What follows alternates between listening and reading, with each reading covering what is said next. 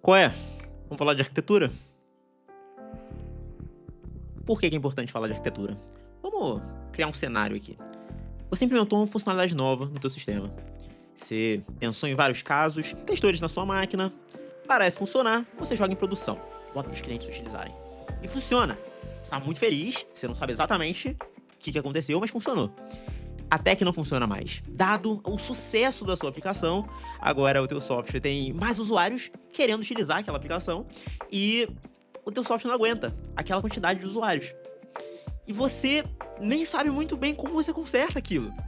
Você olha para o teu código e pensa, cara, vou ter que reescrever isso aqui tudo. O que faltou no seu planejamento? Bom, faltou um monte de coisa, né? Com certeza. Mas acho que para começar a conversa, se você nem sabe o que falta e qual que é o caminho para a tua aplicação escalar corretamente, com certeza faltou um planejamento de arquitetura. Acho que essa aula é para você. Ué, eu sou o Caio, engenheiro de back-end sênior na Hut Games aqui em Londres, na Inglaterra. No Brasil, trabalhei em startups early stage e unicórnio, e nos meus vídeos eu compartilho o conhecimento que eu adquiri trabalhando nessas empresas ao longo dos anos, sempre back-end. Se isso te interessa, curte o vídeo, se inscreva no canal para receber atualizações, segue nas redes sociais e sem mais delongas, bora pro vídeo. Primeira coisa, vamos falar da diferença aqui entre design de código e arquitetura de software. As classes que você vai criar, a linguagem que você vai utilizar, o esquema de pastas, tudo isso vai estar aqui em design de código. Existem alguns padrões de arquitetura que sugerem implementações específicas, mas a gente não vai cobrir isso nesse vídeo. A arquitetura de software, que a gente vai falar nesse vídeo, é a tua aplicação no alto nível, ou seja, sem chegar na camada do código. A arquitetura de software, ela tem alguns objetivos.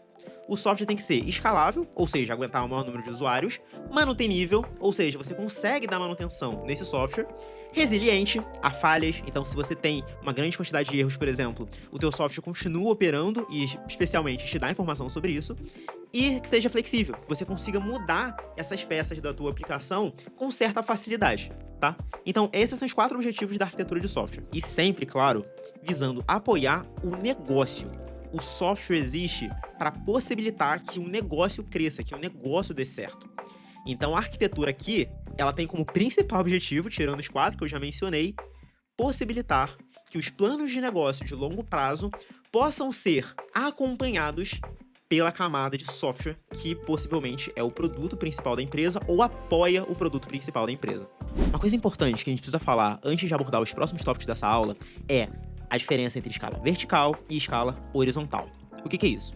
Na escala vertical, você vai dar mais recurso para a máquina em que a sua aplicação está hospedada. Ou seja, eu vou ter uma máquina melhor. Por isso que é vertical, eu estou crescendo a máquina.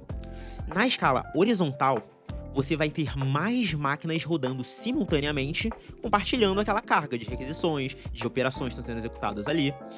Ou seja, é mais interessante quando você começa a escalar para milhões de usuários que você consiga escalar horizontalmente. Tem um limite do quanto você consegue dar de recurso para uma máquina e essa máquina consegue paralelizar coisas.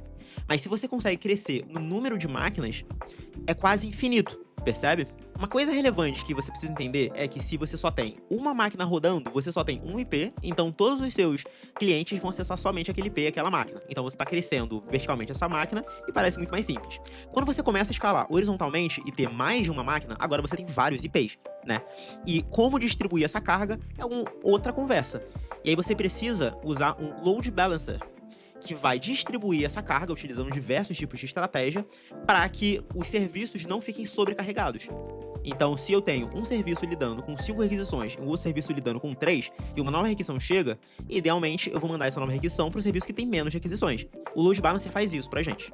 Mas lembra, você não precisa escolher entre uma coisa e outra. Muito pelo contrário, você precisa utilizar as duas estratégias, tanto a escala vertical quanto a horizontal. Alguns serviços vão precisar de mais recursos para funcionar bem, outros menos. Então, baseado nessa demanda, você entende o quanto mais você precisa dar de recurso para essa máquina, ou seja, escalar verticalmente, e o quanto mais você consegue só paralelizar as requisições escalando horizontalmente. Isso depende totalmente do contexto da sua aplicação. Então, só você, o engenheiro por trás dela, é que vai conseguir tomar a melhor decisão sobre quando e como escalar. Quando a gente fala de arquitetura de software, uma coisa que a gente tem que definir previamente também é sobre o estado da aplicação.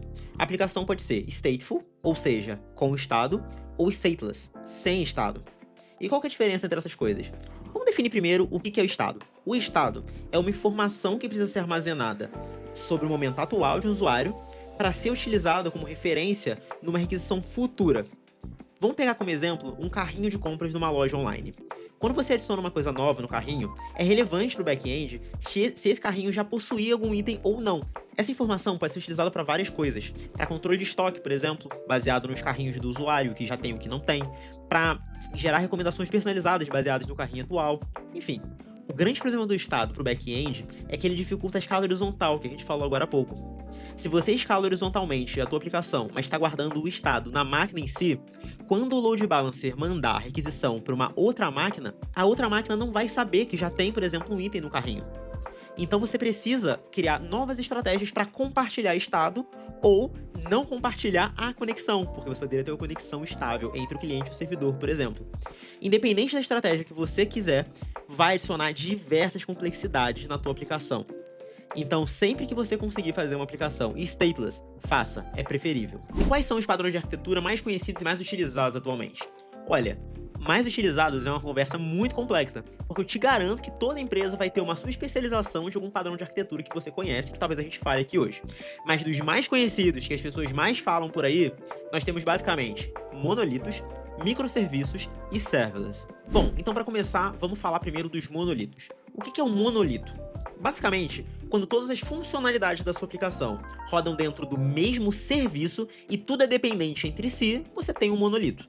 Então vamos supor que você está construindo aí o back-end de uma loja virtual. A princípio, o que você precisa ter de funcionalidades? Registrar um usuário, fazer um login, possibilitar que o usuário faça o login na aplicação, checar o catálogo, ou seja, listar os produtos, adicionar a um carrinho, remover do carrinho, ver itens do carrinho, comprar, logicamente, mais importante, e listar as compras do usuário. Você adiciona essas rotas na sua aplicação e utilizando ali o mesmo host, o api.aula.com, você direciona o caminho que a sua requisição vai tomar. É simples de fazer, é simples de testar. Se você organizar direitinho, os caminhos fazem sentido e possibilita até crescer a aplicação, né? Então você pode escalar tanto vertical quanto horizontalmente, por exemplo, e a lojinha vai funcionar no Brasil inteiro. Vamos lá, listando algumas vantagens dos monolitos. Simplicidade de desenvolvimento. Todo mundo que começa a aprender back-end provavelmente vai construir primeiro um monolito, porque é o caminho mais natural. Você começa a aplicação localmente e continua incrementando essa aplicação localmente na sua máquina no mesmo serviço. Você vai lá no localhost 3000. Então é muito simples começar, é muito simples crescer essa aplicação. Facilidade de deploy. Fazer um deploy de monolito é muito fácil. Você só precisa buildar uma imagem na sua máquina, jogar numa máquina em produção e pronto. Se você quiser fazer alguma coisa a mais do ponto de vista de deploy, também é fácil, porque você vai ter um pipeline só. É essa imagem que é buildada automaticamente e jogada lá na nuvem. É fácil. Testes facilitados. É muito fácil testar uma aplicação monolítica. Você não tem dependência entre outros serviços, então tudo que você precisa para garantir que a lógica de negócio esteja sendo coberta no teste, por exemplo, você tem ali. Monitoramento facilitado. Se uma coisa der errado na sua aplicação, geralmente é muito fácil descobrir o que deu errado, porque a sua aplicação quebra inteira e você sabe exatamente onde quebrou. Bom, e quais são então, Caio, as desvantagens da arquitetura monolítica? Ou quando que essas desvantagens começam a aparecer, né? Bom, a primeira coisa e a mais fácil de observar é o uso ineficiente de recursos. Como assim? Imagina lá na sua lojinha virtual que 90% das requisições são só para listar produtos. E como você tem uma escala horizontal ali acontecendo, você percebe que tem muitas réplicas do seu serviço só por causa dessa API de listar produtos. E aí, isso é mais dinheiro que está sendo gasto, porque você está escalando a sua aplicação inteira com todas as funcionalidades só para listar produtos. Bom, domínios dependentes uns dos outros. Cara, imagina que a sua loja bombou e agora você tem muitos engenheiros trabalhando juntos. E aí tem um time trabalhando em pagamentos apenas e um time trabalhando em carrinhos. O time de pagamentos descobre que se ele migrasse para uma linguagem de programação diferente, poderia ter um ganho de performance de 300%. Só que como é um único projeto, ele teria que forçar todos os outros times, incluindo o time de carrinho, por exemplo, a fazer essa mesma migração de linguagem, porque eles são dependentes entre si, todo projeto funciona junto. E ainda mais, se o time de pagamentos quer fazer um deploy para produção, ele depende que os outros times dêem o aval também, porque pode ser que tenha código do time de carrinhos ou do time de produtos que ainda não esteja testado e pronto para chegar em produção. Terceiro, você tem uma manutenção muito complexa. Porque imagina que esse time de pagamentos também Beleza, a gente não vai migrar a linguagem, mas a gente vai fazer o upgrade de uma biblioteca aqui que está sendo utilizada no projeto, da versão 2 para a versão 3, porque a gente quer utilizar uma funcionalidade nova. Só que por ir da 2 para 3, ou seja, ser uma breaking change, o time de carrinhos olha e fala, não, se você fizer esse upgrade, você quebra a funcionalidade de carrinhos inteira, porque a gente depende dessa funcionalidade aqui. Ou seja, o time de carrinhos precisaria refatorar o código para utilizar a nova biblioteca, mesmo não sendo prioridade deles nesse momento. Então esses dois times vão ter que conversar e alguém vai ter que ceder.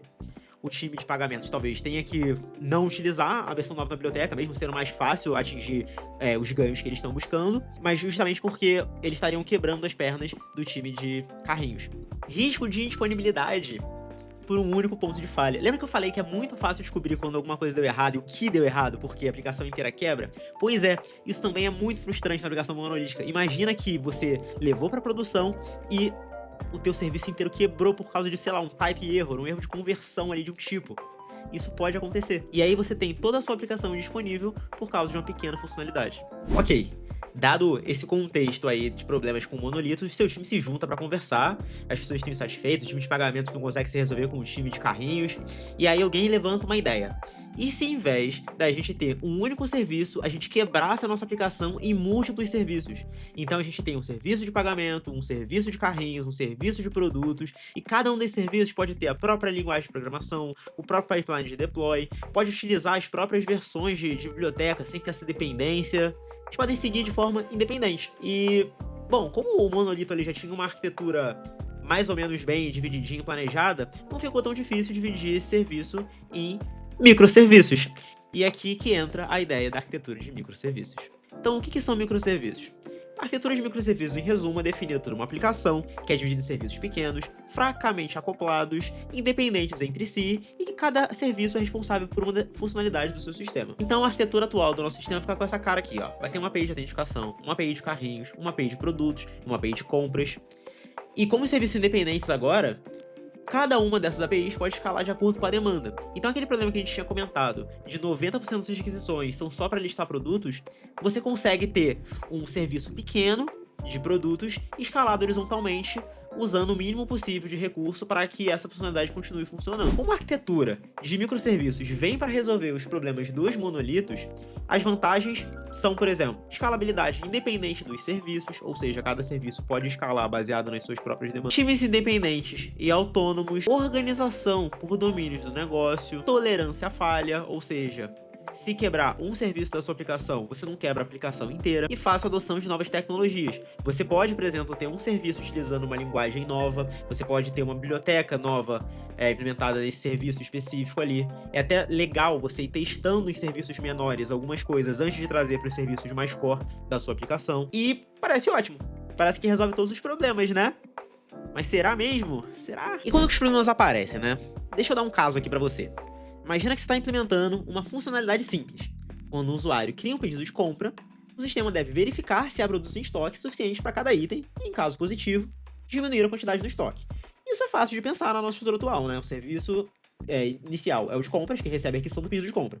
Aí ele vai e verifica no serviço de produtos se tem estoque ou não, e esse positivo ele vai diminuir e vai retornar uma resposta do de compras, que retorna uma resposta para o cliente. Até aí tudo bem. Só que aí, você relê os requisitos. E tem um detalhe que passou despercebido aí, que é, quando um produto tiver baixo estoque, o sistema deve criar automaticamente um pedido de reposição, ou seja, compra interna. E aí, olha o problemão, porque você faz uma requisição para o serviço de compras, que faz uma requisição para o serviço de produtos. E aí, se o estoque está baixo, o serviço de produtos vai fazer uma requisição para o serviço de compras. E olha a dependência cíclica aí acontecendo. E aí, todo o esforço para ganhar independência gerou mais dependência. Se você não entendeu ainda por que dependência cíclica é tão problemática, esses serviços não são independentes, eles são fortemente acoplados. É impossível testar um serviço sem testar o outro junto. É impossível atualizar um serviço sem atualizar o outro junto. Então, eles literalmente agora coexistem, é um monolito distribuído. Segundo, você pode criar loops infinitos. Se você configurar mal esse fluxo, você pode gerar um novo pedido de compra, e esse novo pedido de compra pode gerar um novo check de estoque, que gera um novo pedido de compra, por exemplo. E em terceiro, é muito difícil monitorar isso, porque os logs eles ficam entrelaçados. Você não sabe onde começa, onde termina. Às vezes um serviço derruba o outro e fica difícil saber quem derrubou quem. A melhor estratégia aqui, provavelmente, é de criar um terceiro serviço que coordena essas operações, né, que orquestra isso. E aí você já imaginou que se cada funcionalidade que você for implementar, isso acabar gerando um serviço novo, terceiro, para orquestrar as operações, quantos serviços você vai acabar tendo?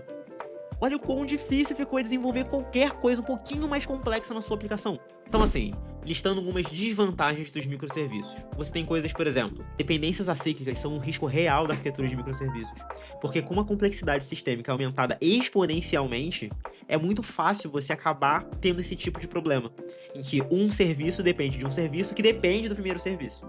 Enorme complexidade arquitetural. Você troca a complexidade de código por complexidade de sistema. Agora, todo engenheiro que for trabalhar em uma feature vai precisar gastar uma quantidade gigante de tempo pensando qual serviço vai ser o ideal para aquela funcionalidade. Se a funcionalidade precisa de múltiplos serviços, como que ele evita uma dependência cíclica, como que ele faz para que os serviços continuem independentes, mesmo uma funcionalidade necessitando de múltiplos serviços. Então fica muito mais difícil desenvolver qualquer coisa nova. Monitoramento dificultado.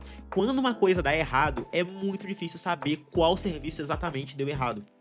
Você vai ter um monte de logs, um monte de métricas, um monte de coisas de diversos serviços no mesmo momento em que você sabe que um problema aconteceu. E às vezes você não sabe o que gerou o quê. Às vezes um problema é derivado do outro, e aí você se vê tendo que criar um mapa para descobrir onde começou, onde terminou, qual que foi o ponto de falha que ocasionou tudo isso. Às vezes pode ser um problema de rede, na comunicação entre os serviços, então é muito difícil saber exatamente onde que as coisas falham. Latência acumulada e falha de rede. Mesmo que os serviços estejam dentro da mesma infraestrutura ali, você ainda vai pagar um tempo de latência da comunicação de um serviço com o outro. E além disso, a gente sabe que a rede não é 100% confiável, jamais será. Então você começa a precisar se preocupar com mecanismos de retry, caso uma requisição HTTP para um serviço interno falhe, por exemplo. Deploy é mais complicado. Se antes a sua aplicação monolítica precisava de um pipeline de deploy para funcionar tudo, agora você precisa de um pipeline para cada serviço novo que você faz. E cada serviço pode ter uma complexidade completamente diferente. Se você tem serviços em linguagens diferentes, por exemplo, o pipeline vai ser diferente, porque a demanda que um build tem e o outro tem pode ser diferente. E aí você se vê com esse monte de pipeline, quando alguma coisa falha, putz, preciso entender por que aquele serviço, usando uma das 5 linguagens que a gente planejou, tá dando um pequeno problema lá. E fica muito difícil. Resumindo, microserviços na teoria é lindo, mas na prática pode ser tenebroso pro seu time. Se o seu time, por exemplo, tem mais serviços do que clientes, não era para você estar cogitando usar microserviços.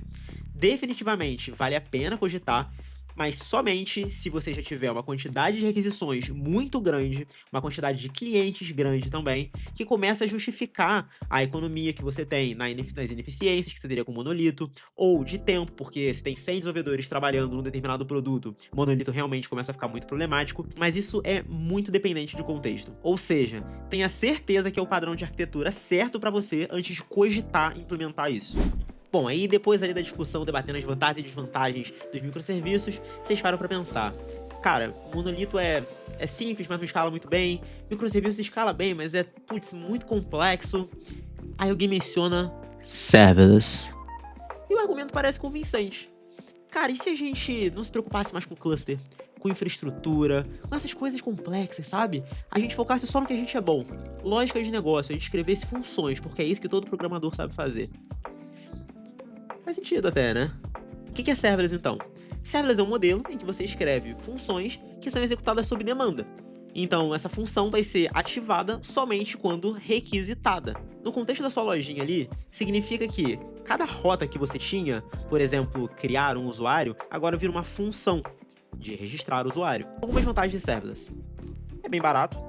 Na AWS, por exemplo, custa 20 centavos de dólar por 1 milhão de funções executadas.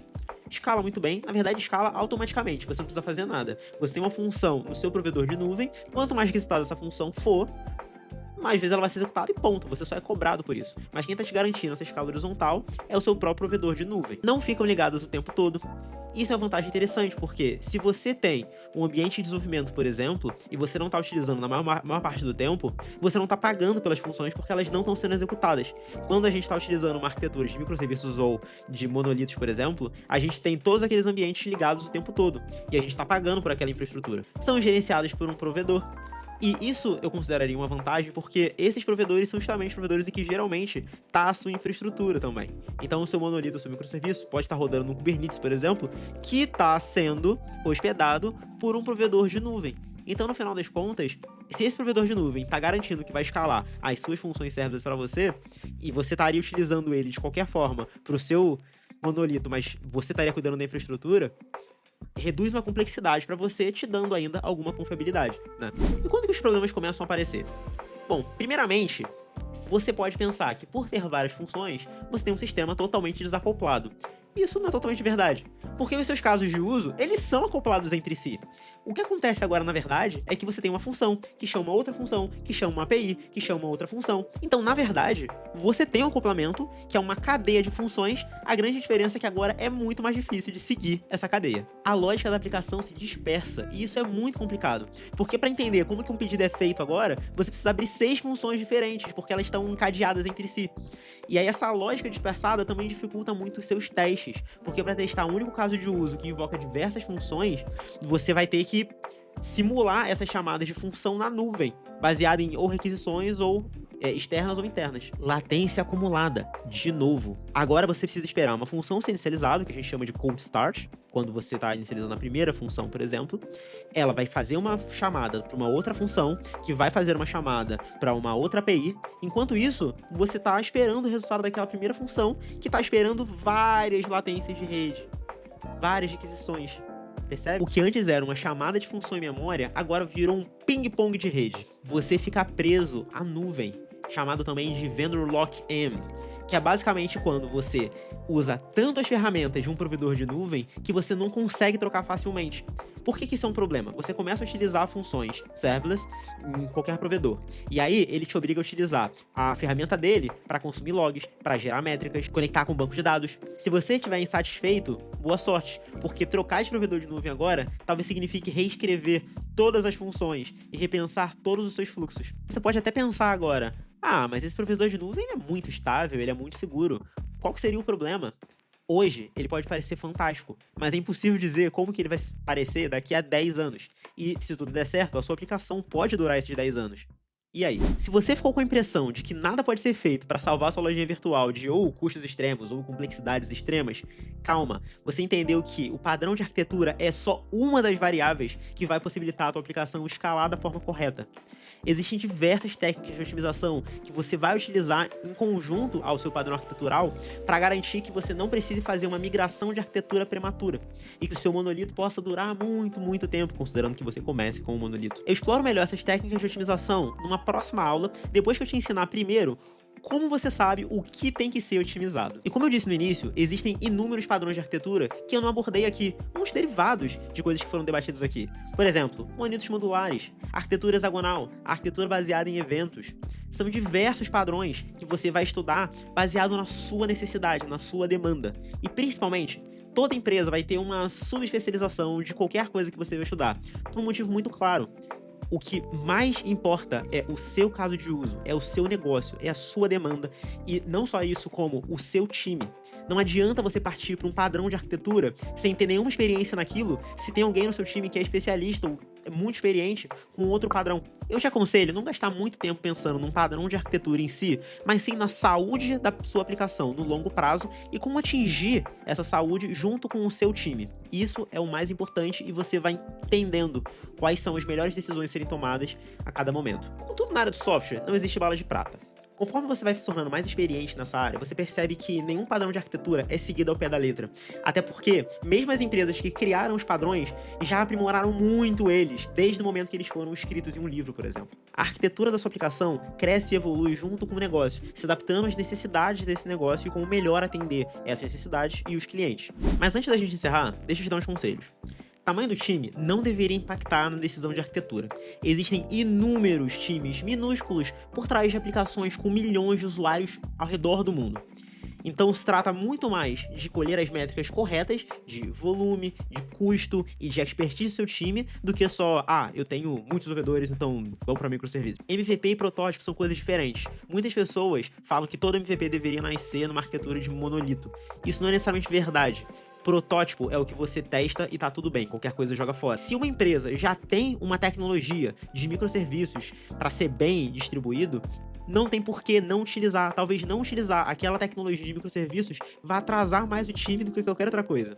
Jamais tome uma decisão de arquitetura baseada nas inspirações de pessoas ou times e empresas. Não é porque a Netflix utiliza uma determinada arquitetura que você deveria utilizar. Você não tem o budget da Netflix, o time da Netflix, o tráfego da Netflix.